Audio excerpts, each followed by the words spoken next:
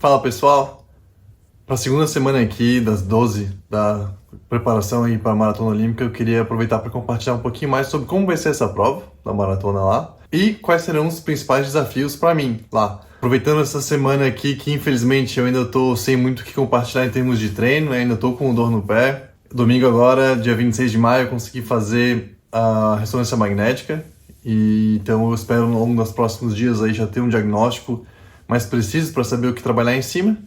Então aproveitar esse momento aqui um pouquinho mais de baixo nisso para cobrir uma outra parte, um pouquinho mais conversando aqui, falando um pouquinho como vai ser essa prova.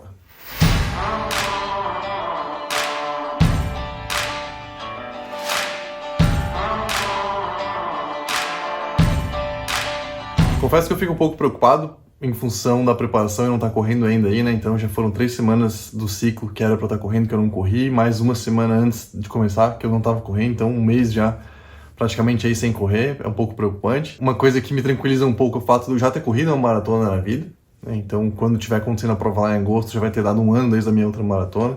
Então eu já conheço a distância, eu sei como é que é, mas não estar correndo preocupa um pouco, lógico. Porém, eu tenho zero pretensão de tempo nessa prova aí, eu quero ir lá para curtir, aproveitar. E a única coisa que eu gostaria de não caminhar, mas se precisar chegar nisso também, enfim, tudo certo. Bom, falando agora então um pouquinho sobre como vai ser essa prova.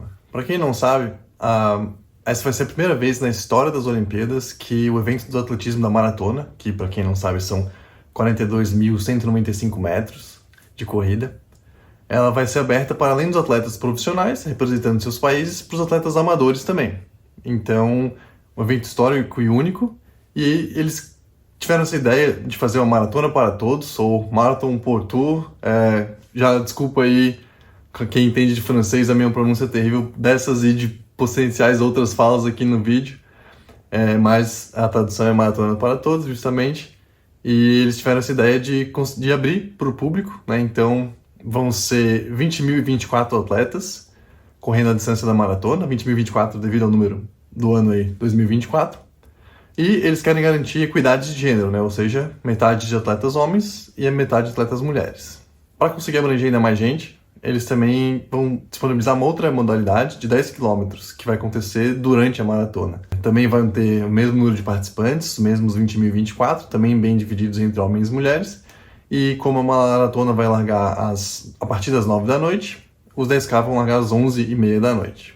No início, esperava-se que os atletas amadores fossem correr logo depois dos atletas profissionais, mas não ficou assim e eu já vou explicar por quê. Da forma que ficou, então, sábado, dia 10, os atletas homens, a categoria masculina, vai largar às 8 da manhã e no mesmo dia de noite, a partir das 9 da noite, vão ser uma largada em ondas, das 9 até mais de 10 da noite, que os amadores vão largar. E o porquê disso? Bom, essa é a Olimpíada de Verão, então vai ser verão lá em Paris, e o verão lá tende a ficar muito quente, então perto aí dos 40 graus. Então imagina a receita para o desastre de ter amadores largando logo depois dos profissionais, então 8h30, 9 da manhã, correndo provas aí de 4, 5, 6 horas, então o pessoal correndo até 2, 3 da tarde, né? Um sol escaldante, o pessoal com desidratação, insolação, enfim. Então, para querer preservar a organização e os atletas, os amadores foram mudados para a noite do dia de sábado. E aí as mulheres vão correr de manhã no domingo seguinte, o delas é o último evento. E é lógico que eu gostaria de correr logo depois dos atletas profissionais, mas eu entendo a decisão da organização e o motivo por trás disso. E vai ser até bom porque eu vou poder aí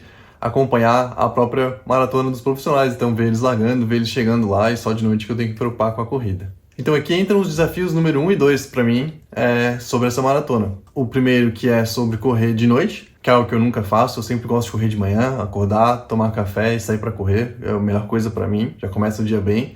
E essa vez eu vou estar começando a correr, não é nem de noite, é muito de noite, né? Então vai começar com sorte para mim às 9, pode ser que seja depois ainda, eu não sei.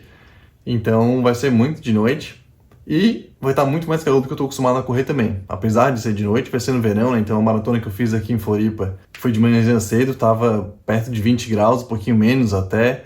Então uma temperatura bem mais ideal para correr, né? E lá vai estar muito mais quente que isso, enfim. Então tá aqui os desafios 1 e 2, correr de noite e correr no calor. A prova larga do Hotel de Ville, que é a prefeitura da cidade, e percorre até em direção ao Château de Versalhes, até chegar lá onde faz a volta. É um pouquinho depois da marca da meia maratona, dos 21 km aí.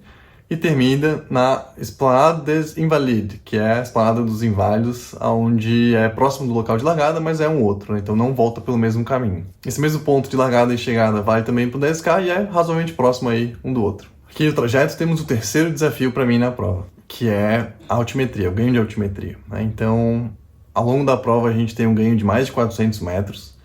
Para referência, eu fiz a maratona aqui em Floripa e é uma maratona considerada razoavelmente plana, tá? O ganho foi 136 metros, mais ou menos. Porém, tem umas subidinhas na prova, né, daqui, subida e depois a volta nas pontes. Razoavelmente plano, né? Aquela lá vai ter mais do que 3 vezes aí isso, então é um desafio, principalmente porque essa boa parte da altimetria tá concentrada num trecho específico ali entre o quilômetro 27 e 30, o que faz com que então esteja uma certa inclinação bem significativa ali. E, além disso, coincide com a fase aí, o momento da maratona em que os atletas atingem o muro, né? Que é então um ponto da prova que bate o cansaço muscular, enfim, e o cara tem que diminuir o ritmo, né, para continuar. Foi o que aconteceu comigo também, perto do quilômetro 30 na minha maratona, eu tive que dar uma diminuída no ritmo para conseguir continuar, dar uma quebradinha ali, enfim, então vai coincidir essas duas coisas, a fase mais dura da prova, junto com essa distância aí que a gente normalmente costuma atingir o muro. O quarto desafio se dará pelo cansaço acumulado, né? Então a prova, como eu já comentei, vai ser dia 10 de agosto. Desde o dia 1º eu já vou estar lá em Paris, curtindo jogos, vendo outros esportes acontecendo e, claro, conhecendo a Cidade da Luz, né? Então no meio disso tudo a gente vai encaixar aí visitas para os pontos turísticos mais famosos do mundo, tipo a Torre Eiffel, o Louvre, a Arco do Triunfo, dentre muitos outros. E isso vai incluir bastante caminhada no meio disso. E claro que eu não vou me segurar de nenhuma forma, porque tem a maratona depois, então eu vou fazer tudo o que eu quiser para conhecer. Eu nunca estive na Europa, então eu vou querer conhecer absolutamente tudo que der. Além, claro, do cansaço mesmo de estar viajando, indo nos próprios jogos, que também, apesar de ficar sentado lá, tem toda uma coisa em volta, locomoção, enfim, vai estar calor. Então vai ter um cansaço acumulado aí já de 10 dias, né, nessa viagem antes da prova, que vai ser com certeza um desafio significativo aí para depois disso tudo ainda correr os 42 km para voltar para casa ainda no dia seguinte. E o último desafio vai ser, claro, sobre o ciclo de preparação mais curto. E eu não sei nem o quão curto ele vai ser. Justamente, já era para ter começado há algumas semanas. Não tenho necessariamente uma perspectiva de quando vai começar. Eu ainda estou para descobrir exatamente o que aconteceu no meu pé, esperar o resultado do exame e aí ver o que fazer, quantas semanas ainda pela frente a gente vai ter. Então pode ser que seja um ciclo só um pouquinho reduzido ou muito reduzido, vamos ver, ficar na torcida. E isso com certeza vai ser um desafio a mais aí na preparação para essa prova, né? Vamos compartilhar tudo aqui e fazer acontecer de um jeito ou de outro, com certeza, né? Então é isso pro vídeo de hoje, pessoal. Queria compartilhar com vocês aqui como é que vai ser a prova, para conhecer um pouquinho mais aí. Pretendo trazer também ao longo da próxima semana a definição aqui da questão da lesão, como é que a gente vai fazer, né? Então acompanha aí o próximo vídeo também e até lá. Obrigado!